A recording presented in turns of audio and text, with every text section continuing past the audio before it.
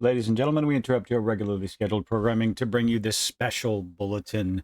When you have individuals that thrive so much on engagement and praise when it comes to social media, they will do anything and everything they possibly can to remain relevant, regardless of what side of the ideological fence you are on. This happens continuously, and well, sometimes I get a little bit of enjoyment pointing and laughing and showing off the particular individuals. And you know what? You go ahead and make the decision for yourself, because I'm not trying to sway anybody one way or another. I do have my opinions, and everybody's going to have their opinions on me. But hey, let's take a look at the individuals of the hour right now. And this is special thanks to Packer Girl, because, well, Yorch Torch has me blocked, and John De La Rose, I really genuinely try to avoid. But every once in a while, their statements are showcased, come across my timeline, and I just can't help but roll my eyes and,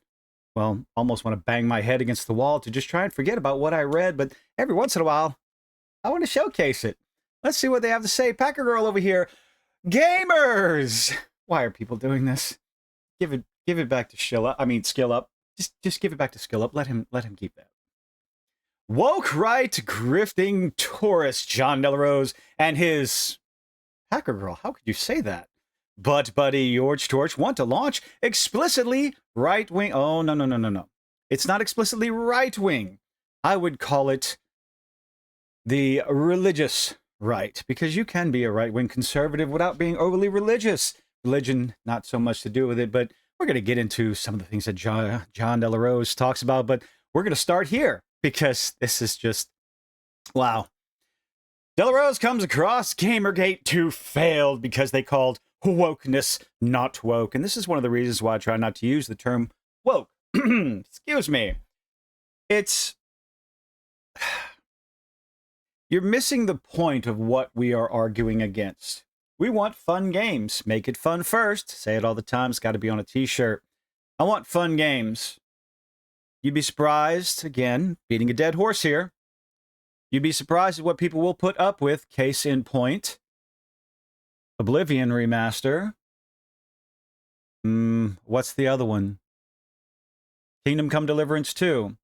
Things that people will tolerate if the end product is fun and doesn't smash you over the head with nonsense, such as Dragon Age the Veilguard. These are the differences. Veilguard had it front and center. It was the focus from beginning to end, completely forgetting about what makes a good story. And that is why Veilguard failed. Oblivion is, well, oh no, they changed male and female to body type 1 and body type 2. Now, I'm surprised nobody is talking about the issue that body type 1, especially good old JDA over here, the uber religious type, where body type 1 is female. If you want to go back to the Bible, and no, I'm not trying to get religiously preachy here, but God created Adam first. So shouldn't body type 1 be the male body type? And I saw someone else point this out in some of the discussion, where body type 1 and body type 2. So you're only able to select 2 separate body types. Wouldn't that be considered binary? A bit of a antithesis to the whole non-binary be what you want movement that they're trying to praise here, or trying to criticize. 1, 2, binary. I don't know. You make, like, again, just a thought popped into my head when I was reading stuff. It's time we start Gamergate 3. Explicitly right-wing. Keep your politics out of our entertainment, please. You're no better, John De La Rose. You're no better than the individuals pushing left-wing, liberal, uber-left ideologies. But of course, Yorch Torch comes in because, well, he just can't let it be alone. Got to get in on the action. Gamergate 1 was gamers versus feminism. No, it wasn't. No. Everything I read, everything I've heard, at least before it was co-opted by the mainstream journalist industry to call men just uber misogynistic. It was started because a bunch of female developers were banging journalists to get better review scores. It started because of a complete and total lack of ethics in journalism. Gamergate 2 was libertarian in nature, sparked by the SBI controversy. It was sparked because people got sick and tired of ideological nonsense being pushed over good story and mechanics. It has nothing to do with libertarian, liberalism, conservatism, or anything like that. Gamers wanted entertainment in their video games. They wanted to keep the escapism. Oh, it fractured around Kingdom Come Deliverance 2, which by all metrics was a fun game. I haven't played it. I didn't play KCD 1. And ended with Oblivion Remastered launch because they switched a couple of words. Nothing else changed about the game. They weren't trying to push anything. They changed some words. But okay, it's woke. Gamergate 3 is conservative in nature. When you try to lump gamers, customers, into one side of the ideological fence, the political fence, then you will ostracize them all. Gamers are not conservative. They're not liberal. They're not libertarians. They're not progressive. They're customers. You cater to them. And this idea that, well, we're going to get into JDA's little statements over here, but let's see what else Packer Girl had to share. Understatement of the century right there, Packer Girl. But JDA. Oh, that's a little harsh. I don't think I can say that yet.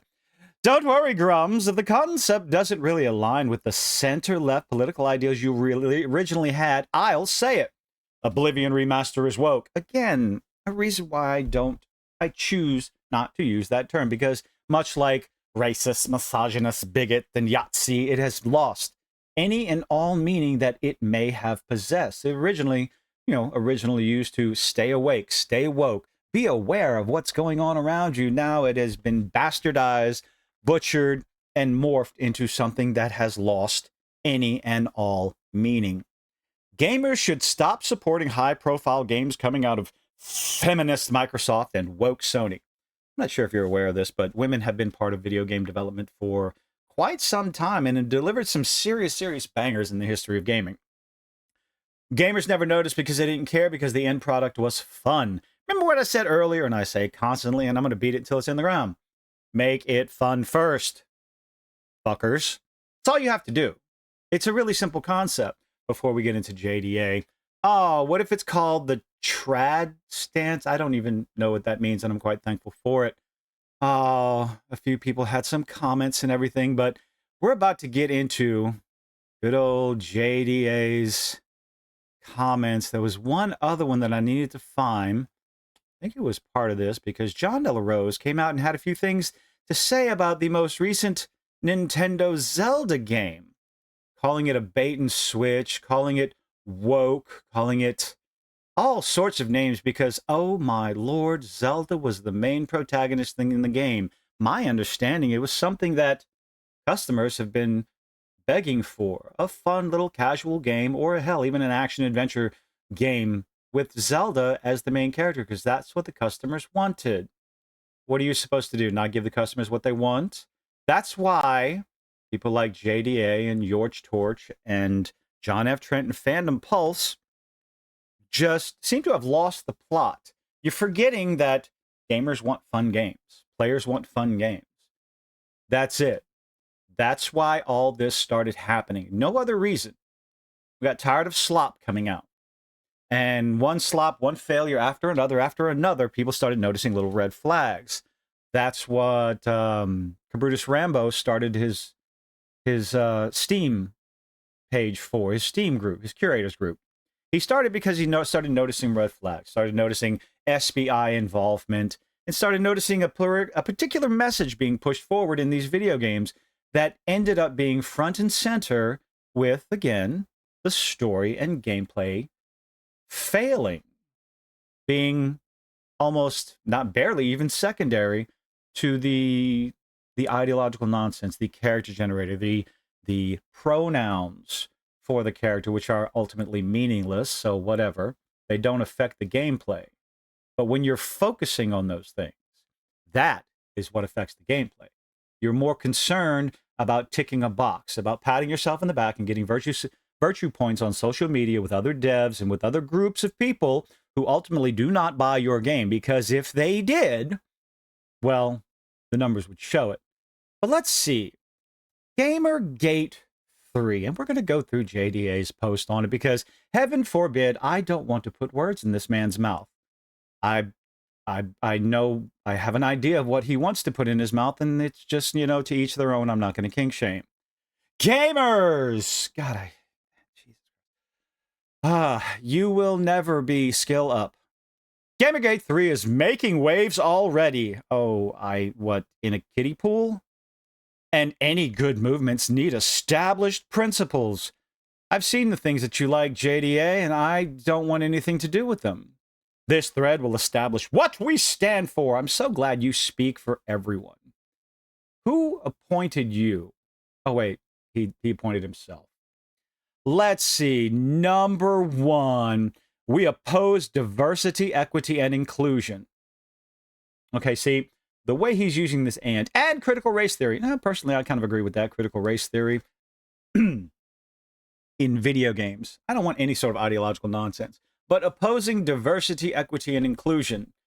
No, I have no problem with diversity, equity, and inclusion in video games. I have a problem with forced inorganic. These are very important qualifiers when you want to talk about DEI, because when individuals like Kim Belair and Sweet Baby Stench put it in there, should be DIE because it, well, kills the game before it even releases. This is the most important part of our movement because this is where the left is trying to wreck our culture. Again, just make it fun first and people will tolerate all your nonsense. Make it fun. Just make it fun. Number 2, we have no tolerance for pronoun bullshit. I have no tolerance for crappy games.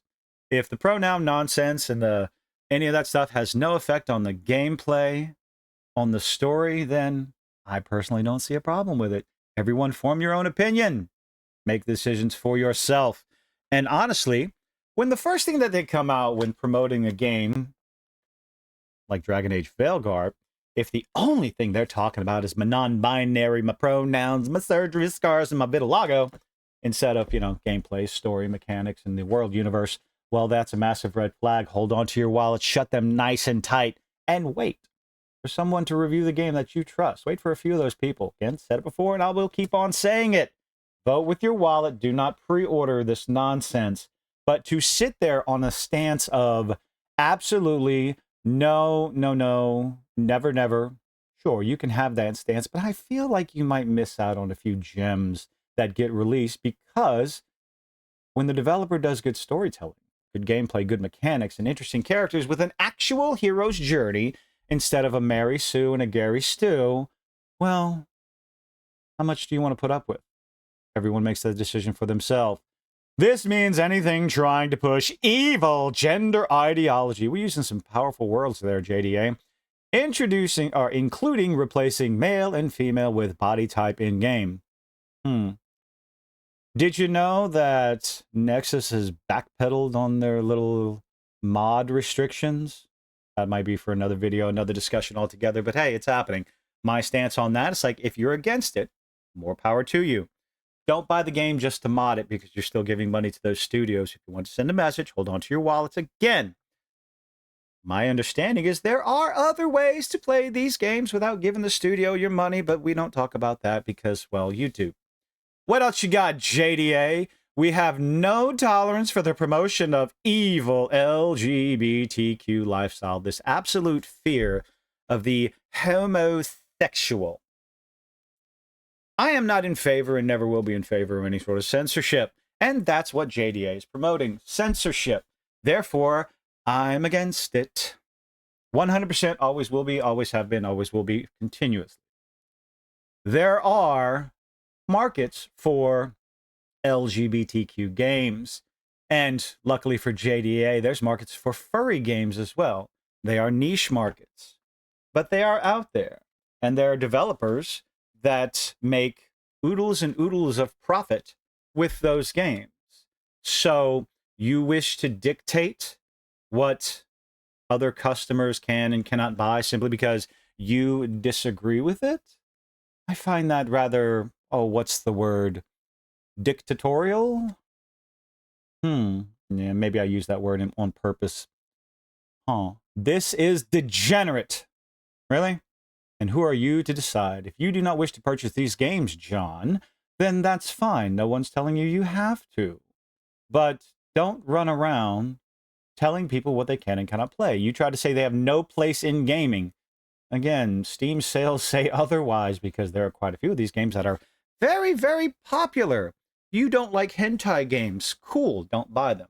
You don't like furry games. I think you're lying about that, but whatever. Don't buy them.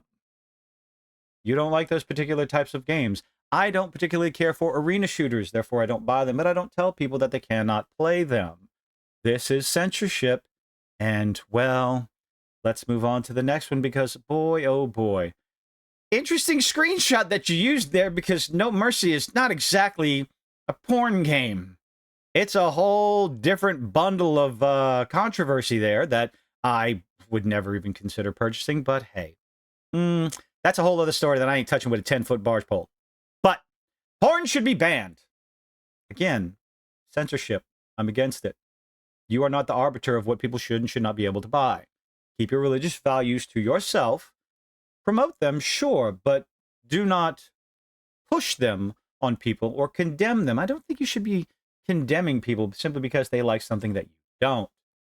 All of the above points only exist because porn has warped people's minds.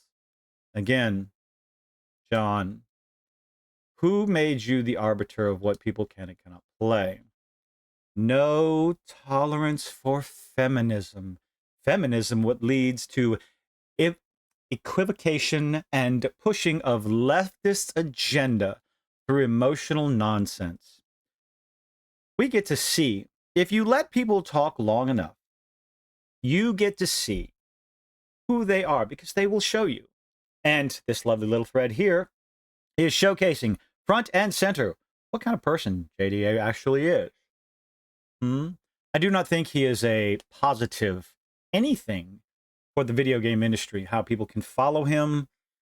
Look, I have no words. No tolerance for feminism. I can understand no tolerance for uber radical fourth wave feminism nonsense of trying to drag everyone down to your level instead of actually promoting women to the top. Maybe that's what John is against, but it's a qualifier that's definitely necessary in this situation. Not there for diversity. I wouldn't want John representing anything that I'm a part of, but hey, beauty is objective. No, it isn't. No, it isn't. It's subjective. I mean, there's a whole fucking saying, beauty is in the eye of the beer holder. It is what it is. What one person finds beautiful, another can find hideous. Okay? Homosexual men find women, beautiful women, not so very much attractive, and vice versa. Beauty is not, has never been, and never will be objective. Games should do all they can to be beautiful. Is that so? I do have a question. How is First Descendants doing with all their uber beautiful sexy characters, John? How's that game going? I believe it's continuously losing all relevance, player base, activity, whereas, because they forgot to make it fun first. Whereas you have, what, Stellar Blade, that was in danger, had my thoughts on it, because you're not going to be able to sell a game and maintain popularity with simply using a sexy character. Marvel Rivals is constantly adding beauty, or what the general consensus is of beauty, societal standards, you might say. Still doesn't make it objective. They're adding beautiful characters, but what Marvel Rivals decided to do first and foremost was make a fun gameplay loop. What Stellar Blade decided to do is put an interesting story, and yes, it is an interesting story, I find it. And if you look into it a little bit, it's a very religious story, very biblical story, underlying points and tones in it, and I kind of liked it. The gameplay loop, the combat, the action is fun. How you do it. So this idea of beauty is objective, no, disagree. We are inherently Christian and right-wing because these values are good. Not according to everybody. Sorry, John, people are going to disagree with you, and that's okay, so we're going to move on. I'm not here to talk about religion. But here's the fun part, because I did look through all this. All of this. Why is John De La Rose doing this? It's to promote his newsletter, his product. He is looking. This is the actual definition of a grifter. These things that they call us, the content creators on YouTube, talking about things that you don't care about that. You're just grifting. You're trying to scam your audience. No. JDA is trying to sell a product. Pure and simple. Otherwise, he wouldn't have this in there. Oh, he's just trying to, sign up here to get 3 free books. Selling a product. This is a scam. This is a grift. I seriously, I have my doubts. I have my doubts that he believes anything that he's actually put in this entire thread. But of course, again, George just can't help himself. It's more than a movement. It's a philosophy, a mindset, a way of life. George, he's not going to fuck you. It's creative in nature, except you have absolutely no creativity if all you're trying to do is stifle another developer's creativity. There is space for all these types of games, whether they be furry, hentai, whether they be DEI-infested games, because people are going to play them and they're going to enjoy them. Sure, we can talk about them and talk about how trash we find them, and, well, nothing wrong with that. Other people are going to come out too, because apparently there are still people who enjoyed playing Dustborn and enjoyed playing Veilguard. I did not. I will never go back to play it because I couldn't stand the dialogue and the characters. But that is just my opinion. Is it going to be enough customers, enough people on that side of the aisle to make these games successful? I have my doubts, but maybe if these studios could lower their budgets just a bit, you know, maybe keep them in the less than $50 million range, and then when they sell enough copies, they might actually make a profit and move on to the next game. But that's the bloat of the AAA industry, of the modern mainstream industry. Part of the reason why I'm going to independent video games and having an absolute blast. Developers that actually care about the game, that care about the product, and care about the customers. This is the problem we're running into. But unfortunately, we have people like John De La Rose and John F. Trent trying to push their own ideology, their own beliefs onto an industry that's not interested, onto a customer base that, well, you shouldn't be interested because it makes you no better than the people we're complaining about. It makes you no better than Sweet Baby Inc. and these so-called consultancy groups that want to threaten the marketing department and terrorize them on what might happen if they don't follow their suggestions. This is where we are. One group turning out to be, or someone trying to start, another group that is essentially no better than the likes of Sweet Baby Inc. No better than the people trying to push inorganic diversity, inclusion, and equity, regardless of what you want to call it. You're no better than them. You're pushing censorship. You're pushing an ideology into a game that not everyone agrees with. You are no better than them. So, let me know what you think. This is, again, it's going to be a fun little ride, because speaking on Oblivion, we can go ahead and see what it's at. Middle of the week, topped out again on 190,000. This is one of those, the customer has spoken, the people have voted with their wallets, and they are interested. They were not bothered by the body type 1 and body type 2 because it didn't have an effect on the rest of the game. When nonsense like that has an effect on the rest of the game, I will be here to scream about it. I will be here to talk about it, how much it's a good, a bad, a plus, a minus, and whatever. Hope to see you on the next one. Come along and join me for this ride. And I got nothing.